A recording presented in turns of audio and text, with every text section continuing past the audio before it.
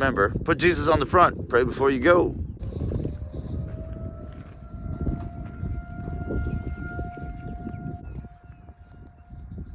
The apocalypse is coming.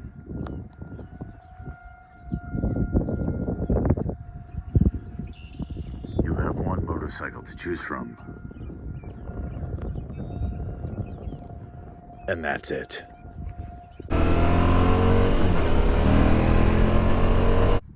Some bikes are kind of fake. Kind of like a middle-aged pop star pretending to be an astronaut. Some bikes are the real deal. Like this one.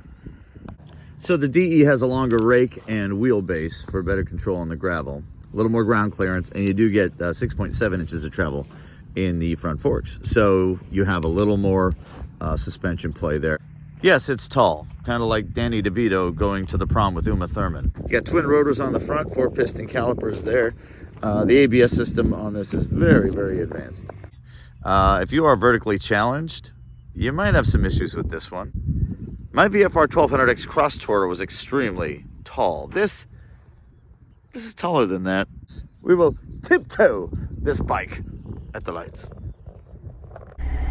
Traction control 3. Let's turn that sucker on 1. Ride mode A. And then we'll take it on the highway, give it the beans. All right, I'm gonna take it over some gravel here. So it comes with a set of 50/50 tires. And you know what the thing is? I had one of these. I had the Vstrom 650. You couldn't kill it until someone ran into me from behind and did kill it. But it didn't die on its own, and it didn't die because of me. It was really quite good. And if the 650 was that good, the 1050's got to be amazing. 6-speed, this one looks like it has a center stand, which is very cool. You've got a bead breaker on the kickstand, looks like.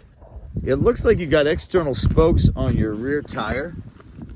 So, looks like you're tubeless back here, which is kind of cool. We're going to stand up on the pegs here. It really is quite good. Alright, standing up on the pegs feels good and natural.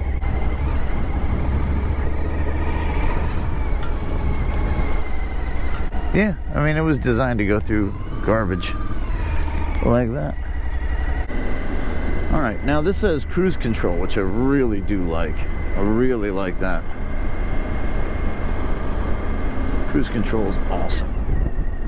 Alright, we're going to give it the beans, and we're going to see if the turn signals are self-canceling.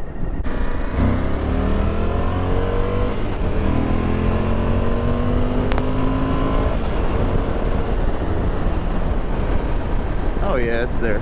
So your standard Vstrom 1050 is going to give you 6.5 inches of ground clearance. The DE gives you an extra inch, so you're 7.5 inches.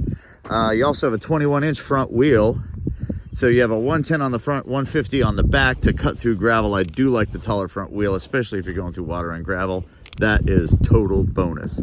I love the LEDs. The stock, whatever this is completely useless. You're going to have to aftermarket that for sure if you're going to do any long-term cruising. This has the brackets. This one does not have the bags on it yet. I'm doing 6th gear, doing 72 miles an hour, 4,500 RPMs. I don't redline till 92. The motor is not screaming, but it is a very windy day up on the highway here, and this windscreen is worthless. Completely worthless. This thing feels like it wants to wheelie. I think if you hammer it, you gotta lock your knees around the tank. I'm leaving that turn signal on to see if it turns off.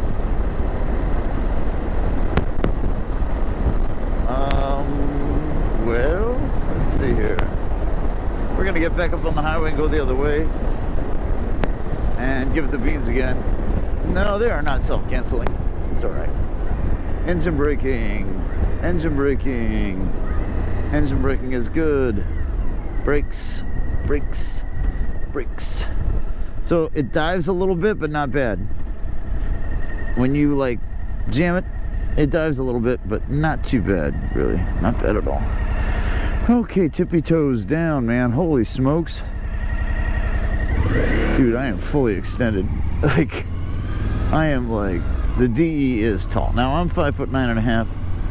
I don't consider myself vertically challenged, but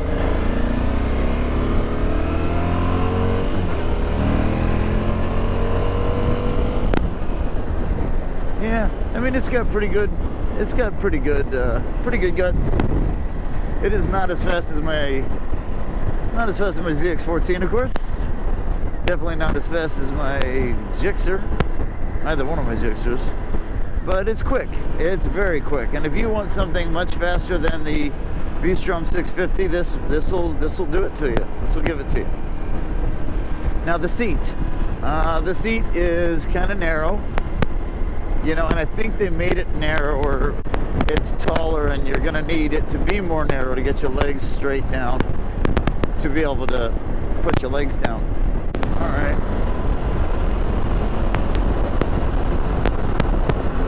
All right. Well, this thing is 550 something pounds wet. And it's not getting blown around at all. 5.3 gallon tank. Suspension is very soft. Now I have it on a 2, so it's very, very nice and easy. We're going to take this thing up in a parking lot, slow maneuver it. I'm seeing the magic and the beauty of the Vstrom. I get it. I had the 650. I loved it. I put 12,000 miles on it, and I purposely got the 650 back then because I wanted the 650 because I wanted the fuel range. You will not get the fuel range out of the 1050 that you will get out of the 650. I will say that. And the 650 is not a slouch. It's just really not nearly as fast as this.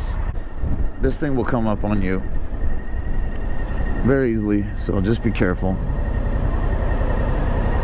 It does kind of give you the temperature.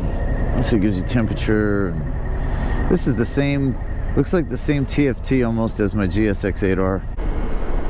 Now, why would you buy one of these? Well, you like to go on or off road, A. B, you like to do it quickly. That 1050 is going to give you plenty of horsepower to do that. I really like this bike. I'm not super stoked about this bike. You know, my VFR 1200X Cross Tourer to me was the best adventure bike I have ever been on. The Harley Pan America, I like that better too. It's got more horsepower. The one I test rode had 150 horses. You know, for a 1050, okay. You know, it is quick. It is quick. But, and I love the Vstrom durability. It's a very durable bike. I beat mine to pieces, and it kept coming back for more. It was wonderful. The only thing I would say is that the VFR 1200X had way more throttle. I mean, you just pound it and it's see you later alligator. I think my 0 to 60 was, I want to say 3.8 seconds. I forget. I used to pound that thing all the time. But they only made those for not very long, Honda, and then they quit making it. I think they made it for a year and that was it.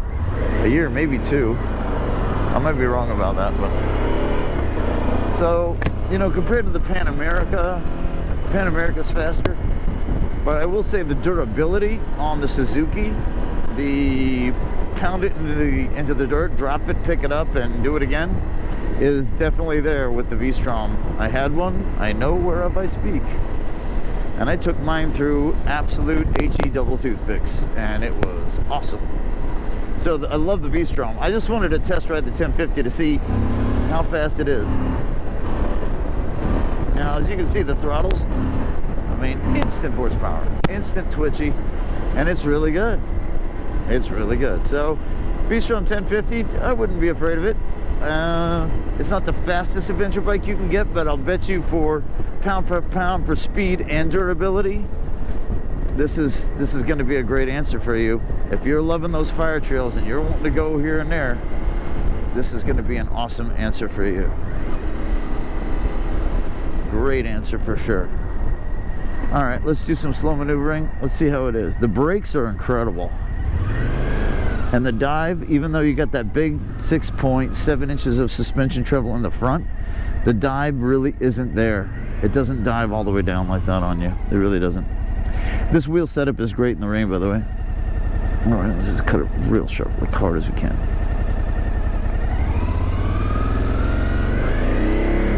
Wow.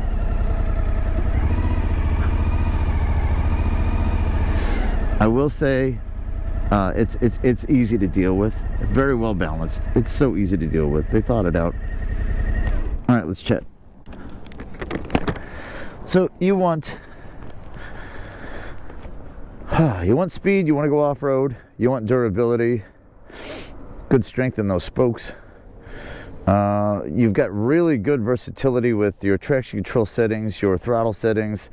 It looks like the ABS is adjustable. I need to figure that out. It was flashing like you could adjust it. I went up and down and it wouldn't change it, but there might be a way to do that. In my old one, if you wanted the ABS off, you had to remove the fuse.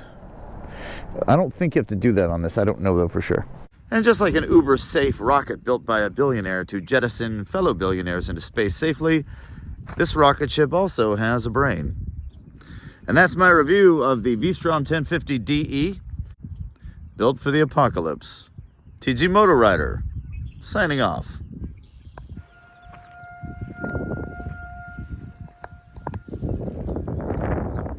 When Verna and William White first stepped off the Mayflower, his words to her as they stepped foot in the New World were, and I quote, "We're halfway there. Oh, we're living on a prayer. Take my hand, we'll make it, I swear. Oh, we're living on a prayer."